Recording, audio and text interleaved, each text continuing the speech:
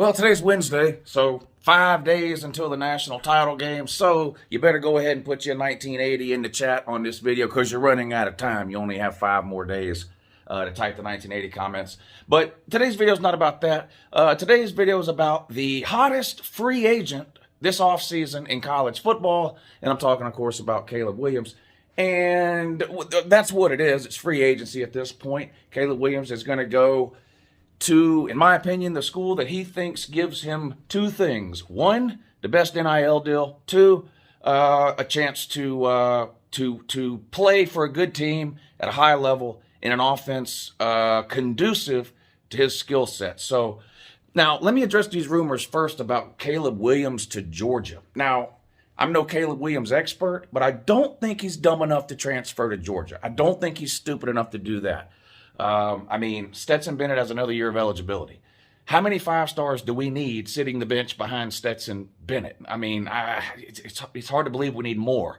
JT Daniels, 5-star, bench. Brock Vandergriff, 5-star, bench. Coming in next year for Georgia, Gunnar Stockton, 5-star, bench. So I've read all the same stuff you guys have. I would be absolutely shocked if Caleb Williams came to Georgia. It just makes no sense to me at all. I don't understand it. Why any elite quarterback, whether that's a high school recruit or a college transfer, would even consider coming to Georgia blows my mind. So in my opinion, you could scratch that one off the list. I would be more shocked if there's not another school Caleb Williams could go to that would shock me more than if I found out he was transferring to Georgia. And look, it's not that I don't want him. I'd love to have him at Georgia, whether he plays or not. I think Caleb Williams is and is going to be a really good quarterback in college football, no matter where he goes. If he comes to Georgia, whether he plays or not, means he's not playing for somebody else. So that would be fine with me on a personal level if he came to Georgia. Obviously, I don't think Kirby Smart would play him because he's a 5-star elite talent. 5-star elite talents don't get to see the field at UGA for whatever reason. So I'd love to have him. I hope I'm wrong. I'd love to have Caleb Williams. I hope I'm wrong. But in my opinion, you can scratch Georgia off the list. So where else might he go? Well, you can start with the obvious, Southern Cal. I mean, he's a Lincoln Riley guy, Caleb Williams, right? Committed to Oklahoma, rolled at Oklahoma, won the starting job at Oklahoma, 3 or 4 weeks into the season this year, replacing Spencer Rattler. Lincoln Riley now at Southern Cal. Okay, that makes a little bit of sense. I'm sure he's at least considering that as an option and a possibility. Southern Cal, Los Angeles TV market, probably the potential for a ton of money with a name, image, likeness deal out there. And Southern Cal, not a great team, not a championship caliber team right now. Caleb Williams would make them a lot better. And there's not a whole lot of hurdles in the Pac-12. It's not like, Southern Cal is a lot like Miami and Florida State. They're not great right now, but there's not a lot of hurdles to jump over in the Pac-12 or the ACC to get to the top, right? And the ACC is pretty much Clemson, and then every year there's a rotating cast of another 2 or 3 teams that might win 9 or 10 games. This year it was Wake Forest and Pitt. Who knows who it'll be next year? And then, of course, in the Pac-12, it's pretty much Utah and Oregon. And, they're 10-win teams. There's just not a lot of hurdles to jump over. So maybe he considers Southern Cal. If I was a quarterback in college football with the skill set of a Caleb Williams and I was looking around for somewhere to play, I would consider Ole Miss and Lane Kiffin. They're losing Matt Corral to the NFL this year, right? They've got backups, obviously, but those backups don't have a ton of experience. And we saw in the bowl game when Matt Corral got hurt, it's a huge step down from Matt Corral to the backup quarterback. Now, I think any quarterback in a Lane Kiffin system is going to put up pretty good numbers. There's a few schools that are like that, aren't there? Ohio State, right? It's almost plug and play at the quarterback position. I'm not saying Ohio State's quarterbacks haven't been good. Of course they've been good. Same thing with Oklahoma, Lane Kiffin quarterbacks. It's just certain places where you just know quarterbacks are going to put up big numbers because of the offense that the team is running. I think Caleb Williams would consider Lane Kiffin and Ole Miss. I think he could definitely start there day one, given what's on their roster right now. And Caleb Williams has not 1 but 2 years left in college. He's a true freshman this year. I believe, if I'm wrong, someone can tell me, but I believe he's a true freshman this year, which means he's got to stay in college 2022 and 2023. So whoever lands him is going to get 2 years of him. which is not always the case when you're talking about transfers. If you go back and look at Joe Burrow, transfer from Ohio State to LSU, he played for 2 years, right? First year was okay. Second year, undefeated national championship. Not saying Caleb Williams is going to do that, but we've seen it happen before with transfer quarterbacks winning it all in the second year. So who knows?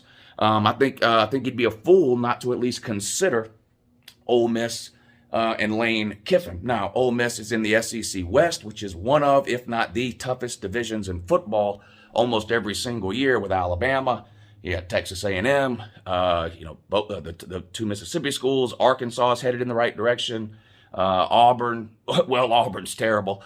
But I think any quarterback would be a fool not to at least consider Ole Miss and Lane Kiffin. So Southern Cal, Ole Miss. I heard a couple of people mention Clemson. Now, of course, the problem with Clemson is that Dabo, so far in his career, doesn't want transfers. Clemson has never signed a transfer, ever. Dabo has this whole all-in thing.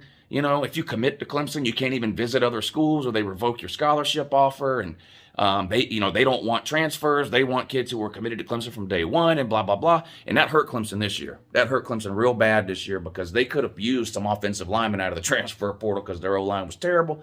Now, I think Dabo is going to evolve his thinking and his philosophy when it comes to the transfer portal. So let's set that aside for a second. Would that be a good fit for Caleb Williams? Well, you got the ukulele there in year 2. He was not impressive this year, though. I'll be the first to admit it. I think Clemson fans would agree. He wasn't very impressive this year. He did have a bad offensive line. He did have young running backs.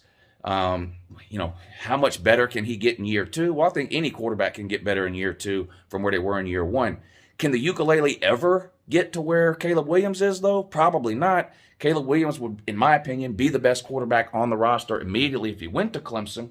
Could he unseat the ukulele? We'll see. Clemson also brought in a very highly rated 5-star, that Cole Kublik or whatever his name is, who's expected, as it sits now, to kind of give the ukulele a run for his money for the starting position next season.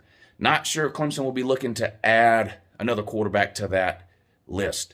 Although that's an interesting thought, Caleb Williams to Clemson.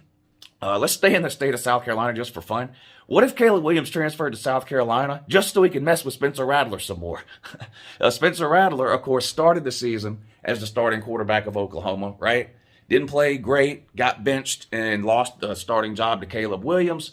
And whether Lincoln Riley stayed or left Oklahoma, in my opinion, had nothing to do with the Spencer Rattler situation. He was going to transfer out regardless. He transferred to South Carolina. Caleb Williams is not transferring to South Carolina. I just think it would be hilarious if he did, to put Spencer Rattler back on the bench yet again.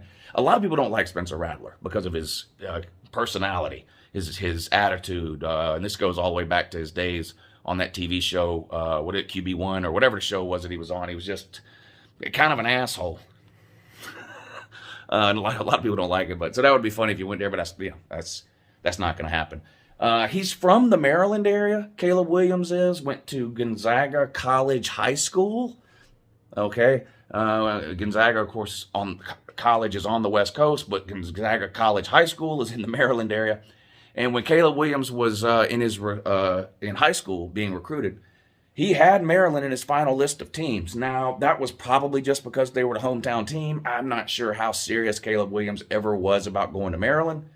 And they've got Pineapple Jr. there at Maryland. But, anytime a kid gets ready to transfer, his home state or whatever always seems to at least be a consideration when you read articles or listen to people talk on TV. Well, he's from the Maryland area, but maybe he'll transfer right there.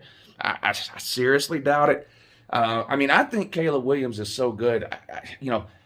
If he goes to a national title, if he goes to any top 10 or 15 team, I think that team immediately becomes a national championship contender for next year. That's how good I think Caleb Williams is. So if he goes to just pick a team in the top 15 that needs a quarterback, if Caleb Williams lands there, I feel like that team becomes a national title contender. I don't think that's the case for Maryland. And I think Caleb Williams because he's so good, will have some better options than Maryland. But he is from there, so maybe you consider that. What about Auburn? Bo Nix transferred. TJ Finley's not any good. My issue with Auburn is if you're going to go to the SEC West, right, and Ole Miss needs a QB and Auburn needs a QB, wouldn't you go to Ole Miss? If you're a quarterback with Caleb Williams' skill set, would you rather play for Lane Kiffin or Brian Harsin? Which one of those two teams, Ole Miss and Auburn, in your opinion, Mr. and Mrs. Viewer, which of those two teams do you think is set to have a better season in 2022? I think it's Ole Miss. Ole Miss finished in the top 15. You put Caleb Williams on that team, they become dangerous right away. A threat to Alabama, Texas A&M. I don't know if they would have the overall talent to get out of the SEC West and into the SEC title game, even with Caleb Williams. They would be a dangerous team with Caleb Williams. So I don't know. I kind of feel like Auburn sort of gets scratched off the list because I feel like if you're going to go to the SEC West and you're Caleb Williams, I feel like you would go to Ole Miss over Auburn. Doesn't strike me as a Midwest guy. If you're going to get out of Oklahoma, well, to me, if he's going to go to the Midwest, I think why wouldn't you just stay in Oklahoma? I don't think he's, I don't think he's going to Ohio State or Nebraska or Iowa or Minnesota or Wisconsin or anything like that. I don't know. It doesn't seem like a fit to me. Doesn't seem like a fit to me. I have a feeling he either goes to Southern Cal or somewhere in the Southeast. That's the feeling I have. It's either going to be he rejoins Lincoln Riley at Southern Cal, or he comes to the Southeast, whether that's Georgia, Clemson, Auburn, a Florida school, Ole Miss, whatever. That's just kind of my thoughts on it. I think Caleb Williams is an elite quarterback. He's the number one free agent in all of college football this offseason, and that's what it is at this point, is free agency. These boosters, it's going to take a couple of years for college football to figure out the n.i.l deal, the n.i.l thing. Right now, it's basically like the Wild Wild West. There really aren't any rules. The boosters can pretty much get together and buy players. I know people hate to phrase it that way, and I do too, because I really don't want to get to a situation in college football where the buying of players is just an accepted and out in the open thing. It feels like there needs to be some roadblocks between boosters and players. Not that the players can't get some money, but I don't know. Some of the stuff that's going on right now really seems like just outright buying players. Anyway, have a great day.